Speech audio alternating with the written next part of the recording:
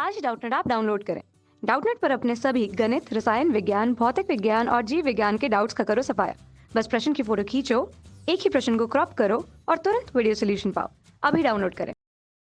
नमस्कार दोस्तों, दिया गया प्रश्न है प्रकीर्णित प्रकाश का जो वर्ण है वह किसके कणों पर किस प्रकार से निर्भर करता है। अर्थात सबसे पहले देखिए दोस्तों, प्रकीर्णन समझते हैं कि प्रकीर्णन होता क्या है।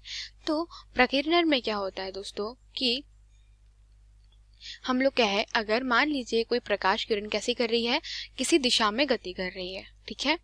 तो अगर प्रकाश की तरंगदैर्घ्य हम लोग जानते हैं कि जो तरंगदैर्घ्य होती है किसकी, प्रकाश की तरंगदैर्घ्य अर्थात क्या होता है, यह तरंगदैर्घ्य अगर मैं बोलूँ आपको तो तरंगदैर्घ्य लैम्डा होती है, जो किसका अनुपात होती है, प्रकाश में की वायु में चाल होती है, उसके बटे में आवृत्ति होती है म्यू, ठीक है। या इसको अगर हम लोग बोले तो आवृत्ति क्या हो जाएगी दोस्तों, आवृत्ति होती है 1/t, और जो t होता है वो टाइम पीरियड होता है, वो क्या होता है, वो कुछ इस प्रकार से होता है, जो किसी भी चक्र के किसी चक्र को एक आवृत्ति मतलब एक चक्र पूरा करने में जो लगा गया समय होता है वह क्या कहलाता है, वह कहलाता है आवर्तकाल टी, ठीक है। तो हम लोग देखें कि जो लैम्डा होता है किसी भी कण का, या हम लोग कहें किसी भी जो प्रकाश की जो किरण होती है इसका जो लैम्डा अर्थात तरंगदैर्घ्य होता है वह बहुत छोटी होती है।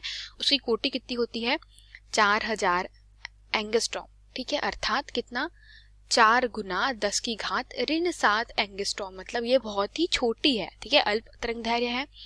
और अगर हम लोग बात करें किसी हमारे जो वातावरण में उपस्थित जो छोटे छोटे कण होते हैं, ठीक है, वो कैसे कण होते हैं, धूल कण होते हैं, बहुत सारे कण होते हैं। तो अब क्या होगा कि जब तरंगदैर्घ्य की कोटि समान रहेगी तभी क्या, जैसे हम लोग जानते हैं प्रकाश वैसे कैसे चलता है, एक सीधी रेखा में गमन करता है, ठीक है, प्रकाश सीधी रेखा में गमन करेगा। और परंतु क्या होगा कि कभी ना कभी तो ऐसा होगा कि मान लीजिए प्रकाश की जो तरंगदैर्घ्य की जो कोटि इतनी छोटी है और इतना ही छोटा कण उसको क्या मिल गया, उसको वायु में प्राप्त हो गया, तो क्या होगा कि जो प्रकाश की किरण अब सीधी आ रही थी अब वो कैसी हो जाएगी, अब वो मान लीजिए यहाँ पर आई, तो मान लेते हैं कि यहाँ कोई उसको उसकी तरंगदैर्घ्य की कोटि का छोटा सा कण आप देख सकते हैं, छोटा सा कण मिल गया, तो क्या होगा कि यहाँ पे यह पूरी तरीके से कैसी हो जाएगी, अपने रंगों में, मुक्त रंगों में कैसी हो जाएगी, वे विभाजित हो जाएगी। अर्थात अब क्या हो गया कि प्रकाश की किरणों का क्या हो गया, स्कैटरिंग होगी, इसको बोलते हैं प्रकीर्णन हो जाना, ठीक है, प्रकीर्णन हो जाना। और इस प्रकीर्णन में क्या होता है कि जो कण होता है, जैसे कि हर प्रकाश हमको जानते हैं, अगर श्वेत प्रकाश की बात करें हम लोग, तो श्वेत प्रकाश कितने रंगों से मिलकर बना होता है, श्वेत प्रकाश वह पूरी तरीके से कहे हम लोग, वह 7 रंगों का मिलकर बना होता है। तो जो यह प्रकाश किरण आपतित हो रही है, मतलब आ रही है, वो कैसी है, वह श्वेत प्रकाश से मिलकर के बनी हुई है। इसमें जो कण है वह किसकी तरंगदैर्घ्य की कोटि का है, वह श्वेत प्रकाश की तरंगदैर्घ्य की कोटि का है। अर्थात जो कण है वह बहुत छोटा है, जैसा आपको बताया मैंने कितना, वह 4000 एंगस्ट्रॉम, अर्थात कितना, 10 की घात ऋण 7 एंगस्ट्रॉम के मध्य से लेकर के कितना होता है दोस्तों, यह होता है 8 गुना 10 की घात ऋण 7 के कोटि का होता है, मतलब 4 गुना 10 की घात ऋण 7 से लेकर के 8 गुना 10 की घात ऋण 7 के मध्य होता है, ठीक है। तो अगर इस कोटि के बीच में उसको जिस भी कोटि का क्या मिले, तरंगदैर्घ्य की कोटि का क्या मिल जाएगा, उसको कण मिल जाएगा, वो उसी रंग की हो जाएगी।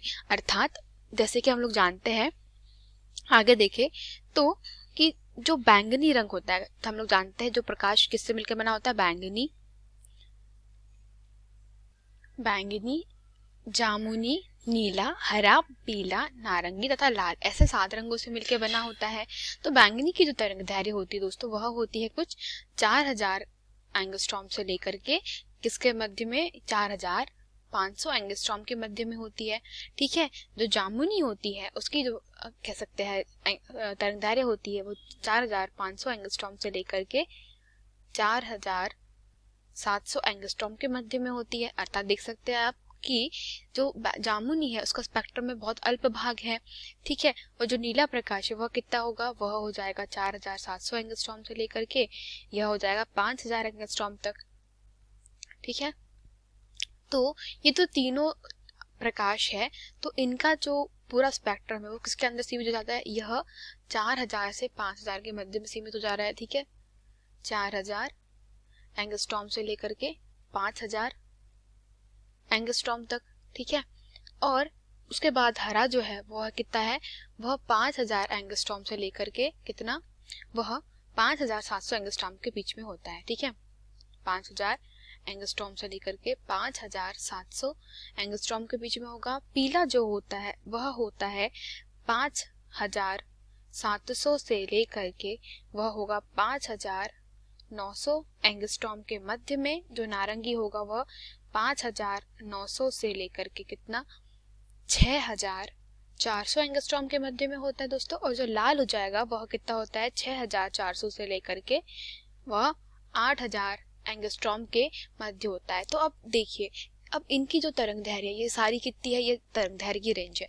तो अब जब ये सारी कितनी 4 गुना 10 की खातिर इन 7 की कोटि का जो भी कण टकराएगा, अर्थात मान लीजिए कोई कण है, उसकी जो तरंगदैर्घ्य है वो मतलब वो बहुत अल्प है, बहुत ही छोटा है, मतलब समझ रहे हो कितना।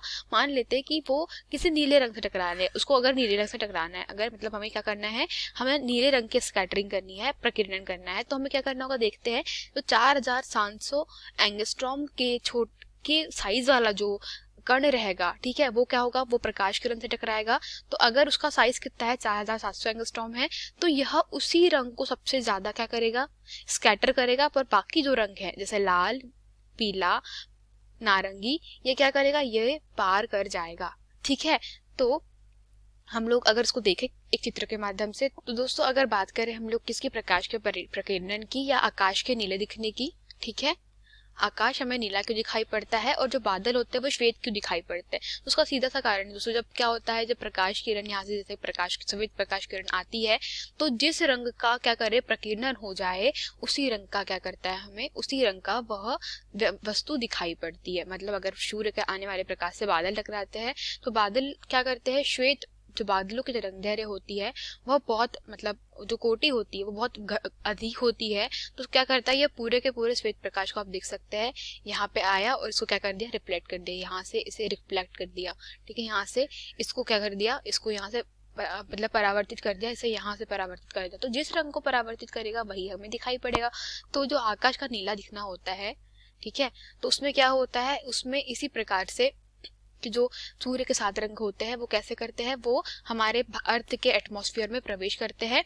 और जब अर्थ के एटमॉस्फेयर में प्रवेश करते हैं, ठीक है, तो जो लाल, ठीक है, पीला रंग, लाल रंग, नीला रंग, पीला रंग सभी इसमें प्रवेश करेंगे, परंतु लाल, हरा, ठीक है, लाल, हरा रंग, पीला रंग और जो कह सकते हैं हम लोग नारंगी है, ये तीनों तो क्रॉस कर जाते हैं, लेकिन जो बैंगनी, जामुनी और नीला जो होता है दोस्तों, यह ऊपर ही क्या हो जाते हैं, इनका प्रकीर्णन हो जाता है। यह मतलब हम कहें नीले के रंग की बात करें तो ये क्या होता है, यहीं से जो इसका स्कैटरिंग होना स्टार्ट हो जाता है, अर्थात वो बिखरना चालू हो जाता है, और इसी के बिखरने के कारण क्या होता है, जो आकाश में नीला दिखाई पड़ता है। तो यह था दोस्तों क्या, प्रकीर्णित प्रकाश का जो वर्ण होता है वो किसके कणों पर किस प्रकार से निर्भर करता है। जैसे कि आपको बताया कि जो हमारे वायुमंडल के एटमॉस्फेयर में क्या होता है, जो धूल कण होते हैं, वो उनका साइज अगर प्रकाश के साइज से मिल जाता है, ठीक है, तो क्या हो जाएगा, प्रकाश अपने मार्ग में बहुत सारे स्कैटरिंग कर देता है, अर्थात वो एक किरण से बहुत दूसरी जगह पे फैल जाता है। ठीक है, इसको प्रकाश का इस तरीके से फैलना ही क्या कहलाता है, प्रकाश का प्रकीर्णन। धन्यवाद। कक्षा 6वीं से 12वीं से लेकर नीट, आईआईटी, जेई वो एडवांस के लेवल तक 1 करोड़ से ज्यादा छात्रों का भरोसा। आज ही डाउनलोड करें डाउटनेट ऐप या व्हाट्सएप करें अपने सारे डाउट्स 8400 400 400 पर।